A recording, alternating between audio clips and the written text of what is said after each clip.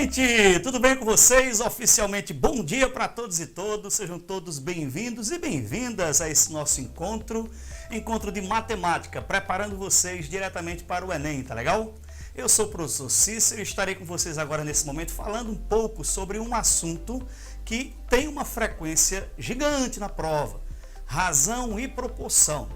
A gente sabe que a prova do Enem ela tem uma certa intimidade com assuntos do ensino fundamental, certo? Então, geralmente, razão e proporção não são tópicos do ensino médio, são estudados no ensino fundamental. Porém, as questões que são cobradas, elas têm aqueles contextos, têm as suas artimanhas para você lhe guiar para uma alternativa errada, enganosa, falsa, que são os distratores. Tá? Isso tudo a gente vai treinar hoje, ver como consegue facilitar esse assunto, deixar você cada vez mais próximo da sua aprovação, tá bom?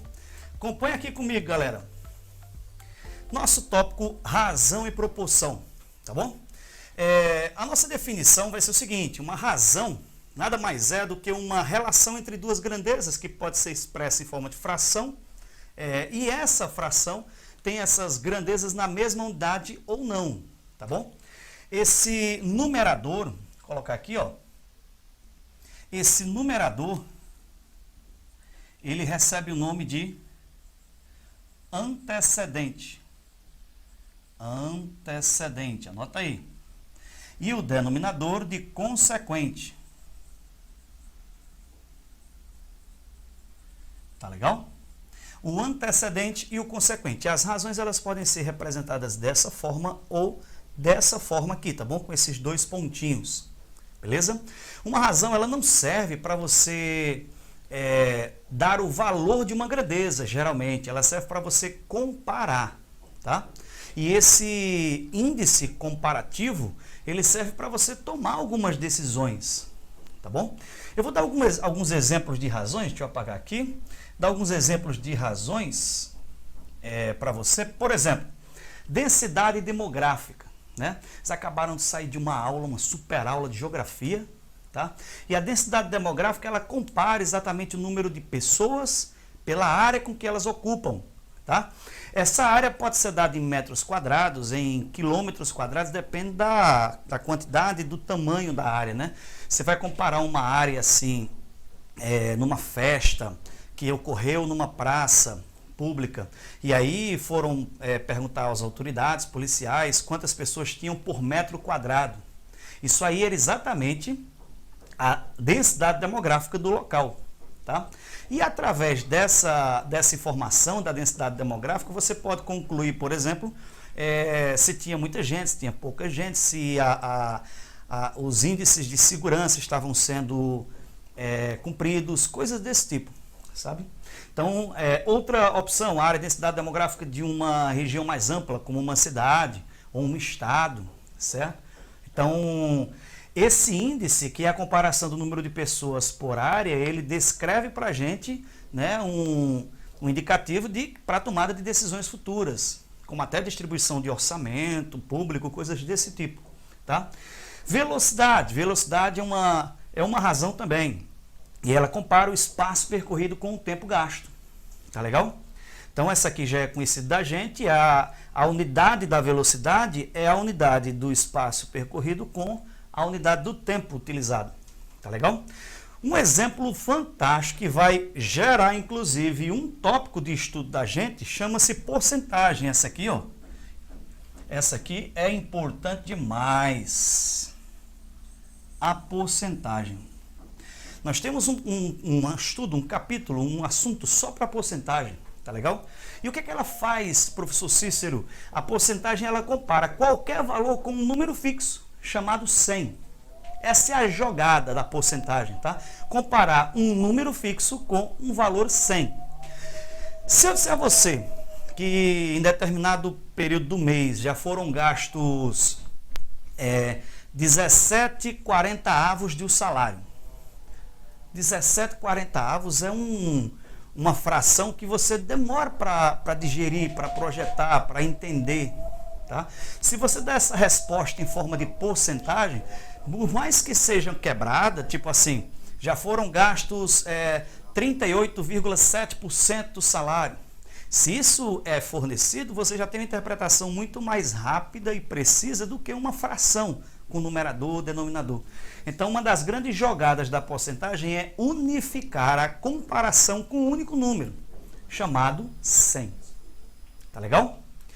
E por fim, gente, mais um exemplo, né? Não são os únicos, mas são os que mais nos chamam a atenção na prova, é a escala. A escala, nós temos uma habilidade, das 30 habilidades que tem na matriz de referência do Enem, uma delas é dedicada diretamente à escala. Ou seja, nós temos pelo menos uma, eu digo porque já teve prova de cair mais de uma, certo? Mas nós temos pelo menos uma questão de escala na prova. Essa questão de escala, ela vai cobrar a comparação do tamanho de um desenho com o tamanho real. E enquanto as outras 3 razões que eu apresentei, essas duas aqui, ó, elas são de unidades diferentes, aqui o número de pessoas é uma coisa, a área é outra. Aqui a escala compara 2 comprimentos de mesma unidade. O que é que significa isso? Se o numerador estiver em centímetros, o denominador tem que estar em centímetros. Se o numerador estiver em metros, o denominador também deve estar em metros. Geralmente é em centímetros, ninguém desenha em metros. Tá? Centímetros, às vezes milímetros, porque os gráficos, por exemplo, você pega um desenho de um mapa de uma região, de um estado ou de um país, né? Então, você vai comparar um tamanho muito grande, real, com um tamanho pequenininho do desenho. Então, aí a escala já seria gigante, né? Então, quando a gente costuma escrever assim, ó, 1 para 150. Então, o que significa isso, professor? Significa que o tamanho real é 150 vezes o tamanho do desenho. Tá? O tamanho real, 150 vezes o tamanho do desenho. A cada centímetro desenhado, você tem 150 centímetros no tamanho real. Tá legal? Então, essa é a definição de escala e ela gera aí uma quantidade boa de questões na prova. Tá legal? Diferente, a porcentagem também ela está presente, mas aí as outras razões às vezes aparecem, às vezes não aparecem, mas a escala ela é certa, a porcentagem ela é certa, tá bom? E vamos para a prática? Vamos para a prática, vamos fazer exercício que envolve esses conceitos? Vamos lá? Deixa eu dar uma limpada aqui para a gente passar. Opa! Primeira questão, fazer um problema com vocês agora, que nós tivemos aí na prova do Enem e que tem uma dica fantástica. Presta atenção na solução que eu vou trazer para vocês, tá? 5 marcas de pão integral, você que está de regime aí, ó, nessa quarentena, hein? 5 marcas de pão integral apresentam as seguintes concentrações de fibras. Massa de fibra por massa de pão. Marca A, ele tem 2 gramas de fibra a cada 50 gramas de pão. Marca B, 5 gramas de fibra a cada 40 gramas de pão. E ele vai dar, em todas as marcas, uma relação entre a quantidade de fibras que tem e a massa do pão, certo? Com 5 marcas. Isso é clássico na prova do Enem, tá bom? E em seguida, ele vai dizer assim pra gente: recomenda-se a ingestão do pão que possui a maior concentração de fibras, A marca a ser escolhida é, pessoal, voltando aqui na página anterior, a concentração de fibras ela é definida no problema como sendo a massa de fibra por massa de pão. O que é isso, professor? Massa de fibra por massa de pão. É uma razão, é uma comparação entre a massa de fibra e a massa de pão. Então, o que é que eu devo fazer nesse problema? Bem, a ideia, olha aqui para mim, a ideia é que a gente faça uma divisão entre a quantidade de fibras e a quantidade de pão. E para encontrar a maior concentração, eu deveria indicar qual é a maior fração, certo? Então, vê só, 2 dividido por 50, 5 dividido por 40, 5 dividido por 100, 6 dividido por 90, 7 dividido por 70. Você concorda comigo que não são divisões boas de fazer? Não é verdade? 2 dividido por 50, você consegue até simplificar essas frações, mas dividir mesmo para comparar, né? já não é uma boa. Aí eu tenho uma ideia para lhe dar. O Enem já fez várias vezes isso. Preste atenção na fantástica dica, certo? Eu quero saber qual é a maior fração, dividindo o menor pelo maior, certo? Como está aqui. É a mesma coisa do que você me dizer qual é o menor resultado quando você divide o maior pelo menor. Ó, eu quero saber 2 por 50, 5 por 40. Faz o contrário. Faz o contrário. E se você fizer o contrário, ao invés de você procurar o maior valor, você procura o menor. Você lembra que numa fração, se ela é grande, quando você inverte, ela fica pequena? Então, se eu disser que uma fração é a maior, quando eu inverto ela, ela fica a menor. Certo? Então, sabe o que eu vou fazer aqui? Eu vou fazer uma simples divisão do número maior pelo menor. Olha como vai ficar fácil. Faz comigo, dá para fazer de cabeça. 50 por 2. 25. Eu estou fazendo de lá para cá, tá bom? 40 por 5. 8. 100 dividido por 5. Olha só, gente. 20. 90 dividido por 6. Dá 15, né? 15, 30, 45, 60, 75, 90. Perfeito. 70 por 7. 10. Caramba, professor, que ideal, que massa. Gostei demais. Por quê? Porque a divisão, elas foram todas exatas, certinha. E aí, quando eu divido de lá para cá, eu procuro o menor. Tá bom? Então, vê só. Eu precisava comparar a fração 2 por 5, 5 por 40, 5 por 100, 6 por 90, 7 por 70. E deveria indicar qual era a maior fração. Eu fazendo o contrário, eu procuro o menor resultado. Qual o menor resultado? Marca B. Tá legal? Que deu a menor divisão. Então, a menor divisão contrária vai ser a maior divisão na ordem correta. Tá legal? Então, a maior fração das que você precisaria ver aqui seria 5 por 40. Beleza? E isso aí a gente vai ter em que letra? Em que letra? Tá lá a letra B, né? Que é exatamente a ordem que ele faz. Letra A marca A, letra B marca B, letra C marca C, letra D marca D e letra E marca E. Letra B de bola. Beleza? Entendido, galera? Gostaram aí da dica? Muito massa, né? Se você tiver que dividir um valor pequeno por um valor grande em todos os itens, faz o contrário. Se ele estiver pedindo menor, quando você fizer o contrário, você procura o maior. Se ele estiver pedindo maior, se você fizer o contrário, você procura o menor. Beleza? Valeu, gente! Então, ó, show de bola. Continuando aqui, letra B, né? Marcaram aí? Letra B. Próximo problema, mais uma aplicação. Uma aplicação agora de escala. A escala eu vou insistir nela porque eu sei que é uma questão certa na prova. Tá legal? E ela diz o seguinte: um vaso decorativo quebrou e os donos vão encomendar outro para ser pintado com as mesmas características. Eles enviaram uma foto do vaso na escala de 1 para 5 em relação ao objeto original. Enviaram essa foto para o artista. Para ver melhor os detalhes do vaso, o artista solicita uma cópia impressa da foto com dimensões triplicadas em relação à foto original. Na cópia impressa, o vaso quebrado tem altura 30 centímetros. Qual a altura real em centímetros do vaso quebrado?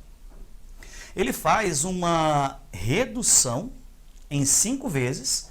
Né? Eles enviaram uma foto do vaso na escala de 1 para 5. O que significa isso? Significa uma redução em 5 vezes com relação ao tamanho original.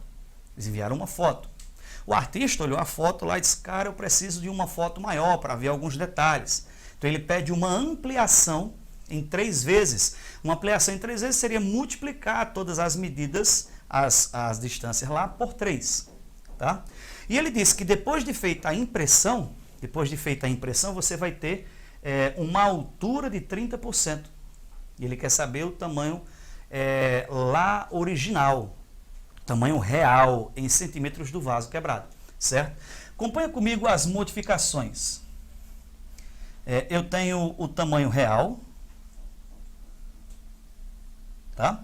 Eu tenho o tamanho real. Aí o que aconteceu do tamanho real para a foto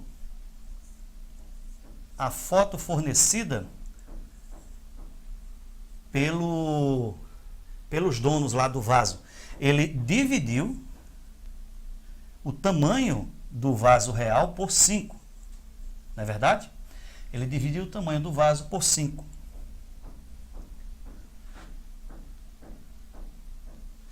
Então,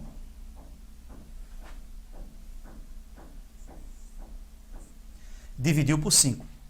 Aí o artista disse assim, eu preciso de uma ampliação em 3 vezes. Eu vou colocar impressão, tá bom? Impressão. Essa impressão, ela vai ter um aumento em 3 vezes. Você multiplicou por 3. Tá legal? Aí o que foi que o problema fez pra gente? Ele deu o resultado final, ó, na cópia impressa, o vaso tinha uma altura de 30 centímetros. Gente, deixa eu colocar uma outra cor aqui, ó.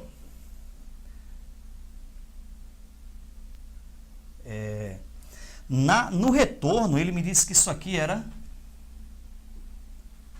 30 centímetros, tá? Então ele me disse que na impressão era 30 centímetros, tá legal? Aí ele quer saber qual o tamanho real. Gente, se você quiser retornar, é só voltar fazendo as operações contrárias. Olha que legal!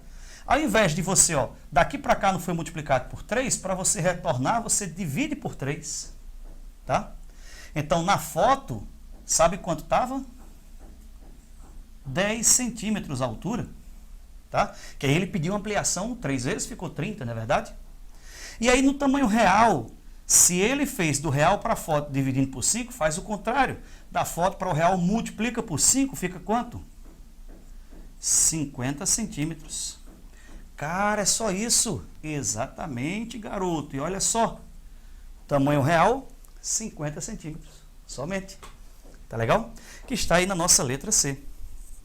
O que foi que eu fiz então? Ele me deu um tamanho, certo? Tamanho real, ele não disse quanto era, e disse que tirou uma foto na escala de 1 para 5, ou seja, ele fez uma redução em 5 vezes o tamanho real. Quando o artista recebeu, pediu uma ampliação em 3 vezes. E aí ele me disse no final que o tamanho da ampliação final estava em 30%. Como ele me disse as operações e me deu o resultado final, para voltar, faz as operações contrárias. Tá legal? Se daqui para cá você multiplicou por 3, para retornar, divide por 3. Se daqui para cá você dividiu por 5, para retornar, multiplica por 5. Somente. Tá legal? Beleza? Letra C. Coisa boa, né, gente? Bom quando a gente está entendendo o assunto, quando a gente compreende e sente as chances reais de isso aparecer na prova da gente. Tá? Então essa ideia da escala ela tem que ser estudada demais, bastante mesmo. E é o que a gente vai fazer hoje. Tá bom? Entendido? Vamos para a próxima? Bora! Vamos embora!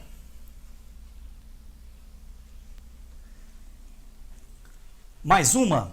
Vê só, gente. Vou ler devagarzinho, porque tem alguns alunos aí que eu sei que estão com um caderninho na mão, estão com um lápis, estão tentando aí fazer na mesma hora que eu estou fazendo, tá? Então vou ler devagar, exatamente para você que está olhando para o problema, já tentar ir na frente aí, tentar resolver e fazer a solução, tá legal? A gente vai fazendo aqui. Em um folheto de propaganda, foram desenhadas uma planta de um apartamento medindo 6 metros por 8 metros, na escala 1 para 50, tá bom? Na escala 1 para 50. Essa escala aqui, ela pega o tamanho real e reduz 50 vezes, aí coloca lá no desenho, tá legal? Quando o tamanho da figura ela é maior, porque aqui 6 metros por 8 metros é um apartamento pequenininho, né? Muito pequeno. Mas se fosse uma coisa maior, uma casa ou um terreno maior, talvez a escala fosse um pouco, a redução fosse um pouco mais larga, né? Então, tipo assim, seria 1 para 80, 1 para 100, ao invés de 1 para 50, tá? Beleza. Ele foi desenhar essa planta desse apartamento na escala de 1 para 50. Porém, como sobrou muito espaço na folha, foi decidido aumentar o desenho da planta, passando para a escala 1:40. Professor, ele está dizendo que aumentou o desenho, mas eu estou vendo que esse número foi diminuir. Por que isso? São denominadores. Lembra disso. Nós estamos diante de uma fração, 1:50. Tá? Se você escreve um denominador menor, a tendência da sua fração é aumentar. Ao diminuir o denominador, a fração aumenta. Tá? Então, a escala 1:40 gera um desenho maior do que a escala 1:50. Por isso que ele falou em aumentar. Cícero, tem como fazer a conta, tem como expressar o aumento de uma escala para outra? Tem sim. Se ele fornece duas escalas para você que representam o mesmo elemento no tamanho real, você pode fazer a comparação das escalas de forma muito fácil. Olha o que você vai fazer. Está vendo esse denominador aqui? Está vendo esse outro aqui? Se você quiser a comparação entre as escalas, não é o que o problema está pedindo. Mas se você quiser a comparação entre as escalas, é só você dividir esse denominador por esse. Dividir o maior pelo menor. Você divide 50 por 40, que dá 1,25. Certo? Significa dizer que cada centímetro desenhado nessa primeira escala corresponde a 1,25 centímetro desenhado na outra escala. Você quer comparar as áreas? Pega esse 1,25 e eleva ao quadrado. Ficaria 1,25 ao quadrado, né? 1,25 ao quadrado. Faz a conta aí. Beleza? Então, a pergunta do problema é o seguinte. Após a modificação, quanto aumentou em centímetros quadrados? Vamos ver aqui. Quanto aumentou em centímetros quadrados a área do desenho da planta. Ele quer saber o quanto aumentou a área do desenho, quanto você veio daqui para cá. Tá? Então, faz o seguinte, vamos ver como é que ficam as medidas nessa escala, calcula a área. Como ficam as medidas nessa outra escala, calcula a área, que deve dar maior. E aí você verifica o quanto aumentou de um desenho para outro. Tá bom? Na escala de 1:50, professor, como é que eu faço o tamanho real? Gente, eu quero as medidas em centímetros. O nosso apartamento está com as medidas em metros, tá bom?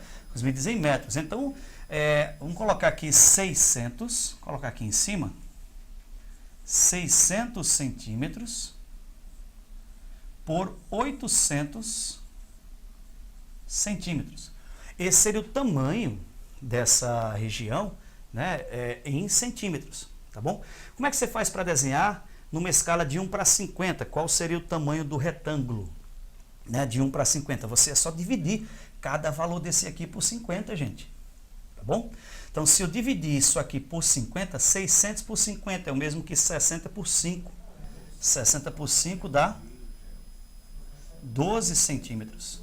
Então, ó, esses 600 centímetros no tamanho real, no tamanho do desenho, ficaria 12 centímetros. Tá legal? Os 800 centímetros no tamanho real, se eu fosse dividir 800 por 50, é o mesmo que 80 por 5, 16. 16 centímetros. Tá legal? E aí a gente faz a multiplicação, ó, 16 vezes 12. Tá bom? 16 vezes 12, quanto dá? Fazer a continha aqui, ó.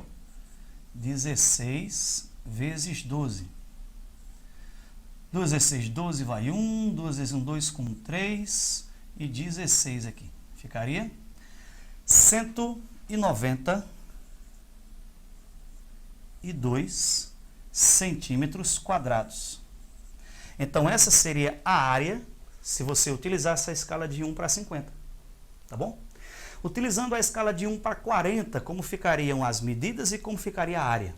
Vamos lá? Você vai pegar cada um desses valores e dividir por 40. Só isso, Cícero, somente. 600 por 40 é o mesmo que 60 por 4, que dá 15 centímetros. Fácil, né? 800 por 40 é o mesmo que 80 por 4, dá um total de 20 centímetros. Vê como as medidas ficaram maiores nessa outra escala? Né? Então, 12 por 16 aqui ficou 15 por 20. Cuja área vale quanto? Vale quanto? Vale quanto? 15 vezes 20, aí já não precisa puxar uma multiplicação dessa. Nós temos 300 centímetros quadrados. Cara, que massa! Então, ó, de 192 para 300, a pergunta dele aumentou quanto? Já encontraram aí o quanto aumentou? Então, se você fizer daqui para cá, você tem um aumento de exatamente 108. Aumentou 108 centímetros quadrados. Ganhei mais uma questão. Cara, que massa! Então, ó, enquanto você olha para a solução, vamos fazer uma recapitulação dela. Vamos lá? Inicialmente, o folheto estava com 6 metros por 8 metros. Tá legal? Primeira coisa que eu fiz, transformei isso em centímetros. Eu peguei os 6 por 8, transformei em centímetros, já que ele quer o resultado em centímetros quadrados. Show! Então, ficou 600 centímetros por 800 centímetros. Para eu transformar essas medidas no tamanho do desenho, em cada uma das escalas, o que eu fiz? Na escala de 1 para 50, dividi esses dois valores por 50. Na escala de 1 para 40, dividi os dois valores por 40. Tá bom? Então, 600 por 50 deu 12. 800 por 50 deu 16. E se eu tenho um retângulo 12 por 16, a área é 192. Tá legal? No caso de 1 para 40, eu vou dividir esses valores por 40. 600 por 40, 15. 800 por 40, 20. Fornecendo uma área 15 por 20, que dá 300 centímetros quadrados. E no final foi só alegria e felicidade. Por quê? É só ver o quanto aumentou de 192 para 300. De 192 para 300, pessoal, aumentou 108 centímetros quadrados. Resultando em nossa letra B de bola. Tá bom? Letra B de boa aula, né? Que bom, que legal, que maravilha. Show de bola. Beleza, galera? Entendido? Compreendido? Vamos ver um exemplo um pouquinho diferente? E vamos ver uma pitadinha de maldade que o Enem pode colocar em problemas como esse. Vamos lá? Compara aqui comigo. Olha só. Essa questão talvez você já tenha visto. Talvez até já tenha visto algumas soluções, tal. Ver como eu vou fazer, como ficou massa. Simples, fácil, prático e quase que de cabeça. A figura apresenta dois mapas. Estou vendo aqui, ó, um mapa que indica o Brasil como um todo e um mapa indicando uma espécie de ampliação do estado que ele diz aí do Rio de Janeiro, tá? Que é visto em diferentes escalas. A escala do mapa apresentando o Brasil é 1 para 25 milhões. Aqui fez uma ampliação 1 para 4 milhões. A gente já conversou sobre isso e já viu que ao diminuir o denominador, a gente gera um aumento na fração, gerando um aumento no tamanho do desenho. Tá legal? Entendido isso? Ele vai pedir o seguinte para a gente. Há interesse em estimar o número de vezes em que foi ampliada a área correspondente a esse estado no mapa do Brasil. Esse número foi o número de vezes que foi ampliada a área. Cadê? Isso aqui foi uma das coisas que as pessoas que fizeram essa prova mais tiveram dificuldades no dia, que foi enxergar que ele estava pedindo a área, a ampliação da área. É acostumado a fazer a ampliação apenas de forma linear. O que é de forma linear, professor? É calcular a ampliação de uma distância, de um comprimento, de uma altura, de uma largura, certo? E não uma ampliação de uma área. Como é que eu faço para calcular uma ampliação de uma área? Primeiro, você calcula a ampliação linear, a ampliação de distâncias. Como se faz essa ampliação de distâncias? Eu disse agora há pouco, lembra? Você pega o denominador do menor desenho e divide pelo denominador do maior desenho. É só isso, sem muita conversa, sem muita burocracia, sem muita conta para fazer. Tá? Você vai dividir o denominador do desenho pelo denominador do da ampliação desse desenho. Denominador fica embaixo, tá? Na fração. Então eu vou dividir aqui, ó. Eu vou dividir 25 milhões. 25 é zero demais, né, professor? Mas esse zero vão já embora, viu? 25 milhões eu vou dividir por 4 milhões. 2, 3, 4, 5, 6. Cara, ficou fácil, olha só. Se eu vier cancelar aqui, ó, todos esses zeros podem ser eliminados. Isso. Então ficou só 25 por 4? Ficou, exatamente, 25 por 4. 25 por 4, 12,5, 6,25. Esse é o resultado da ampliação de distâncias. O que é que significa isso? Cada centímetro desenhado no primeiro mapa corresponde a 6,25 centímetros desenhado na sua ampliação. Tá bom? Eu não quero ampliação da área. Tem alternativa para isso, professor? Tem. Letra A, menor do que 10. 6,25 é menor do que 10. Mas não é o que ele está perguntando, pois o que ele pergunta é a ampliação da área. Tá legal? Ampliação da área. E aí, como faz? Cara, área é coisas ao quadrado. Então, eleva ao quadrado esse número. Quer dizer, professor, se eu pegar a ampliação do desenho de forma linear e elevar ao quadrado, eu encontro a ampliação da área? Exatamente. Perfeito. Você vai pegar o 6,25 e elevar ele ao quadrado. Agora tem que fazer a continha mesmo, sabe por quê? Para você ver se esse número... Eu sei que 6 ao quadrado é 36. 36 está entre 30 e 40. Mas será que esse 6,25 não empurraria o resultado para um número maior do que 40? Aí tem que fazer a conta, tá bom? Tem que ter cuidado para não fazer essas aproximações de cabeça e ser levado ao erro, né? Bem, se você elevar esse número ao quadrado, ele vai dar 39, alguma coisa, tá? Quando você chega no 39, alguma coisa, já percebe que é entre 30 e 40. Cara, é só isso? Acredito não. Existem outras soluções para isso aqui. Você arruma uma equação de uma escala, arruma uma equação da outra, iguala as distâncias reais e tal, né? Parece um circo resolvendo o problema, mas, no entanto, olha a simplicidade.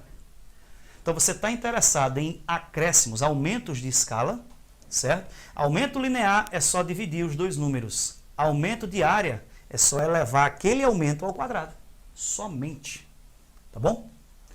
E aí nós temos a nossa letra D de dado. D de Deus, tá bom? Entendido, gente? Tá aí. Bem, essa foi a nossa apresentação de razão e de escala. Eu queria dar exatamente essa força maior ao estudo de escala, porque eu sei que é uma questão certa na prova. Tá bom? E não tem como a gente se aproximar mais da próxima prova que fazendo as questões anteriores, as questões que já caíram. Tá legal? Então, vê os estilos de perguntas que eles fazem para a gente na hora ter sucesso. Tá legal? Continuando, vamos dar continuidade aqui. Já ouviram falar em proporção, né? É claro, não existe razão sem conseguir falar em proporção, uma consequência imediata, tá legal? O que é uma razão? É uma igualdade, uma proporção, é uma igualdade entre duas razões, certo? Você tem duas frações que elas são iguais. O nome dessa equação é que nós chamamos de proporção, certo? E essa proporção ela é lida dessa forma. A está para B, assim como C está para D. Na realidade, na nossa língua portuguesa, né, a gente tende a reduzir bastante a maneira com que a gente se refere ou fala das coisas. Então, por exemplo, a ideia da razão A sobre B é dizer que A está sendo comparado com B, assim como C está sendo comparado com D. Porém, a gente pula esse comparado e só lê A está para B, assim como C está para D. Mas a ideia é de fazer uma comparação e dizer que essa comparação é a mesma, certo? A comparação que foi feita de A para B vai ser feita também de C para D. E eu quero chamar a atenção para vocês para um fato interessante aqui, que se você pegar qualquer livro, qualquer apostila, qualquer material que envolve razão e proporção, você vai ter uma lista de propriedades de proporção, Você sabia que essas propriedades de proporção são um algo a mais? Que você consegue sobreviver sem elas? Que você consegue resolver os seus problemas sem aquela quantidade excessiva de propriedades? A uma propriedade se adequa a um problema, uma outra propriedade se adequa já a outro problema. E aí cada problema tem uma propriedade específica. Eu posso montar problemas e que não se encaixem em nenhuma delas. Mas eu tenho uma chave que abre todas as portas para você em termos de proporção, chamada constante de proporcionalidade. É um método da constante de proporcionalidade. Olha só, se eu chamar isso daqui de K, essa razão vale K, essa razão também vale K, certo? Se eu chamar isso aqui de K, eu posso dizer para você que o A sobre B é igual a K, ou seja, o A é igual a B vezes K. E o C sobre D é igual a K, ou seja, o C é igual a D vezes K. E se você faz essa escrita dessa forma, os seus problemas vão ficar muito, mas muito mais simples. E essa quantidade de informações vão ser passadas a responsabilidade apenas para você achar o K. Se você conseguir achar a sua constante de proporcionalidade, seus problemas acabaram. Tá bom? Cara, professor, eu quero ver como é que coloca isso na prática, como é que a gente faz isso, como é que a gente resolve um problema de proporção que envolve a constante de proporcionalidade de forma rápida e simples, como você está dizendo. Vou fazer agora. Vou fazer agora. Acompanha comigo? O probleminha que caiu na Unicamp diz o seguinte, ó. A quantia de R$ 1.280 vai ser dividida entre três pessoas. Quanto receberá cada uma se, letra A divisão for feita em partes diretamente proporcionais a 8, 5 e 7. Certo? 8, 5 e 7. Gente, quando disser para você que os números são diretamente proporcionais a 8, 5 e 7, sabe o que você vai fazer? Você vai dizer que o primeiro deles é 8K, o segundo deles é 5K e o terceiro 7K. E quem é K, professor? A constante de proporcionalidade. É só isso, somente. Esses números são 8K, 5K e 7K. E sua soma tem que dar 1.280. Isso para divisão diretamente proporcional. Tá? Conversamos já sobre a inversamente. Então, nessa letra A, vamos fazer aqui, ó. Eu vou ter a primeira parte referente à divisão, eu vou colocar como primeira parte, segunda parte e terceira parte. A primeira parte vai ser 8K. Certo? Então eu vou ter aqui 8K. A segunda parte, 5K.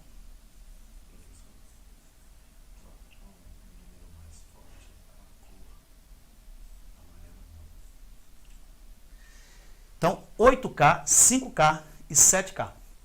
Beleza? Show de bola. O que é que eu conheço desses números? A soma deles tem que dar 1.280. Então, vamos fazer aqui no cantinho, ó. 8K mais 5K mais 7K. Professor, eu posso fazer isso de cabeça. Tá? Vou colocar um pretinho aqui, ó. 8K mais 5K mais 7K dá quanto, Cícero? 20K. Tá? E isso tem que dar 1.280. Certo? Então, o K, ele vai ser 1.280 dividido por 20, é o mesmo que 128 por 2. Isso dá quanto, professor? Isso dá quanto? 64. Tá legal? 64. E agora, você pega esse 64, camarada, e coloca aqui, ó. Coloca aqui. Seus problemas acabaram. Acabei de dividir o número em partes diretamente proporcionais a 8, 5 e 7. Pode fazer de cabeça direto, tá, gente? Faz comigo, ó. 8 vezes 64. 64 é 128, 256, 512, é isso? 8 vezes 64. Dobrei, não é isso? 128, 256, 512. 5 vezes 64. Isso dá 64 vezes 5, 320, não é isso? 5 vezes 6, 300, 4 e 5, 20, 320. Tá? E 7 vezes 64. 7 vezes 4, 28. Aí 2, 7, 48, 2, 44. E acabou a letra A, galera. Letra A é só isso aqui, ó. Tá? Então, os números são a parte proporcional a 8, 512. Proporcional a 5, 320. Proporcional a 7, 448. Na divisão diretamente proporcional, quanto maior o número, maior a parte que lhe cabe. Certo? Então, o maior número 8, maior parte foi para ele. Menor número 5, menor parte foi para ele. Tá? E é assim que você faz uma divisão em partes diretamente proporcionais. Certinho? Como seria a divisão inversa? E o Enem cobra tanto uma quanto outra, tá legal? Como seria a divisão inversa? Ele quer o mesmo número, agora dividido em partes inversamente proporcionais a 5, 2 e 10. Tá? 5, 2 e 10. Como vai ser feito isso? Faz comigo aqui, ó.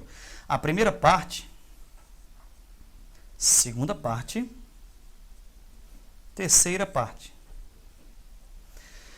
Se fosse uma divisão diretamente proporcional, 5K, 2K, 10K. Mas a divisão é inversa. E agora? Gente, quando o número for inversamente proporcional, ao invés de ele aparecer multiplicando a constante, ele aparece dividindo no denominador, certo? Então, se a divisão for inversa, você vai escrever K sobre 5, K sobre 2, K sobre 10. O K é o mesmo, é a estrela do nosso problema de proporcionalidade. Ficaria aqui, ó, K sobre 5, K sobre 2 e K sobre 10. Tá? E aí o script é o mesmo, ou seja, o caminho, a maneira de você resolver é a mesma, igual o que eu fiz agora. Você vai somar esses três números, essas três expressões, e igualar a 1280. Só que aí tem um probleminha técnico. Qual é? Agora eu vou ter que somar frações. Essa primeira parte, 8K, 5K e 7K, eu somei na cabeça. Deu 20, porque era fácil, é rápido de fazer a soma, são números inteiros. Aqui não. Quanto é K sobre 5 mais K sobre 2 mais K sobre 10 de forma direta? Quanto vale isso? Cara, eu tenho que escrever a equação, tirar o MMC. E aqueles minutinhos, aqueles segundos, né, que talvez virem minutos, que eu poderia economizar, foram por água abaixo com a resolução de uma equação com frações. Eu tenho isso aí para resolver para você. Eu consigo transformar isso aqui numa coleção de números inteiros. Como é que se faz isso? Vou dizer agora. Você precisa apenas, se puder, de cabeça, encontrar o MMC de 5, 2 e 10. O MMC de 5, 2 e 10, sabe quanto é? 10. 10 dá para dividir por 5, por 2 e por ele mesmo, não é verdade? Então vai fazer assim comigo. Você vai multiplicar cada uma dessas frações por 10, tá bom? Isso vai lhe dar uma velocidade impressionante na hora de resolver. Se você multiplicar essa fração por 10, isso dá 10 por 5, 2K. Se você multiplicar essa fração por 10, 10 por 2 vai dar 5K. E se você multiplicar essa fração por 10, 10 por 10, 1, fica apenas K. E os nossos números ficaram esses agora, gente. Eu tenho que somar isso aqui. Cara, não acredito não, sério? Ao invés de somar essas três frações, com uma simples multiplicação, eu consegui transformar em números parecidos com os anteriores e até menores, certo? Quanto vale a soma desses três valores? 2K mais 5K mais K. Vem para cá, ó. Vale 8K. E isso tem que dar 1280. Quanto vale o K? 1280 dividido por 8. Né? 128 por 8, 64, 32, 16. Fica 160. Não é isso? 32, 60. Fica 160, beleza? E aí o que eu faço com esse K? Retorno para aqui, ó. Substituo o último termo, 160. Tá? O termo do meio, 5 vezes 160, dá 500 mais 300, 800. E 2 vezes 160, 320. Se você somar 800 com 320 com 160, vai dar 1.280. Tá legal? E eu consegui dividir o número em partes inversamente proporcionais numa velocidade bem maior do que a esperada. Tá legal? Então, esses números são 320, 800 e 160. E um fato importante, interessante que a gente tem que notar é, no caso da divisão inversa, certo? No caso da divisão inversa, ao maior número cabe a menor parte.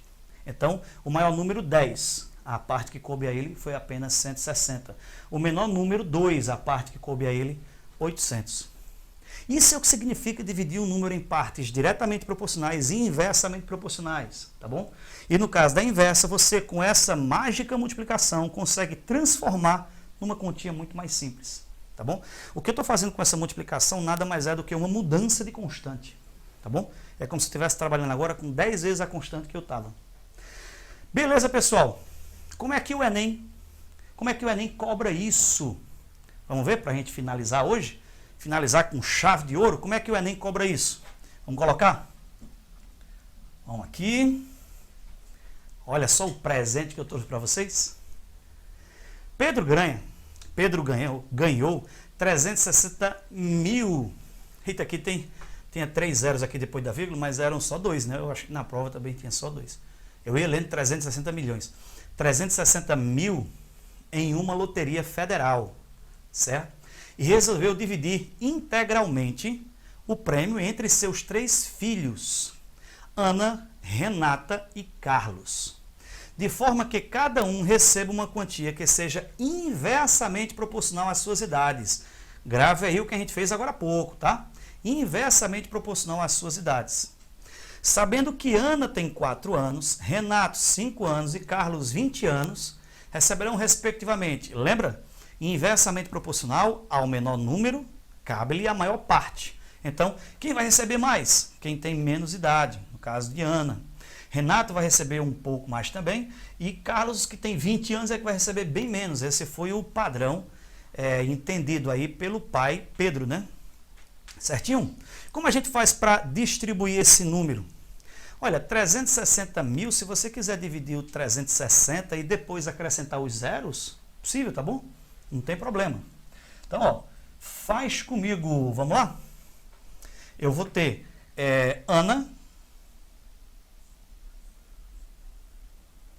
Ana, colocar aqui. Depois tem Renato. E depois tem Carlos, tá? Ana, Renato e Carlos. Ana tem 4 anos, vai ser inversamente proporcional a 4. Vai ser como o professor Cícero, K sobre 4. Renato tem 5 anos, K sobre 5. E Carlos tem 20 anos, K sobre 20. O que é que você deve fazer? Você deve somar K sobre 4, K sobre 5, K sobre 20, igualar a 360 mil. Outros poderiam até fazer, mas você que veio a essa aula, que está aí, que está assistindo, vai fazer diferente. Já sabe como é que vai fazer? Você vai pegar essa galera aqui, ó, deixar de trabalhar com fração e trabalhar com números inteiros. Vai procurar um número que divida 4, 5 e 20 ao mesmo tempo, que não seja tão grande. Chama-se MMC, que aqui no caso é igual ao pintor, dá 20, né? Então 20, 20 e 20.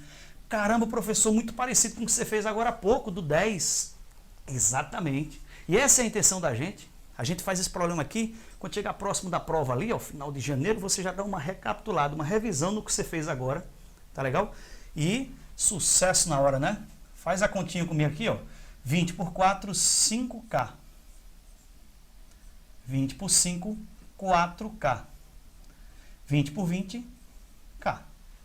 Pronto. Ficou apenas 5K, 4K e K. E eu quero dividir o 360 em partes proporcionais a esses valores. Vamos fazer a continha? Bora lá, bora lá. 5K mais 4K mais K. Cara, dá 10K. Que fácil. 10K igual a 360 mil. O K vale quanto? 36 mil. É só dividir 360 mil por 10. Tá? Você já mataria com o C do Carlos aqui, ó. O K é quanto? 36 mil. Carlos, que é o último, receberia 36 mil. Só tem uma alternativa em que Carlos recebe 36 mil, galera. Fácil demais, velho. Fácil demais.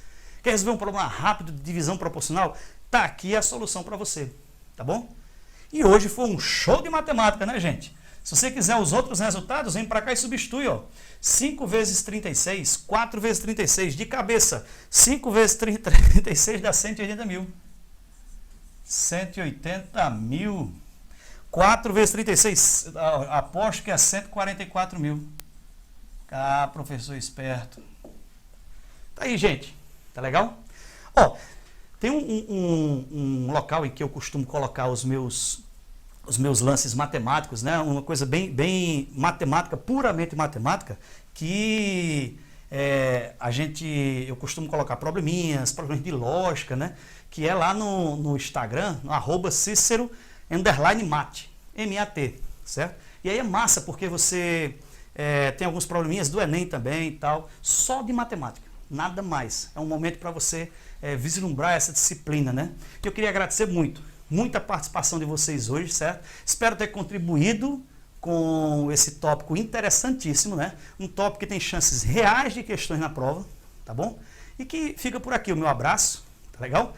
Tá aí o endereço para vocês. Um abraço no coração do professor Cícero. Fiquem com Deus. Bons estudos ao longo da semana, gente. Revisem a aula e sucesso!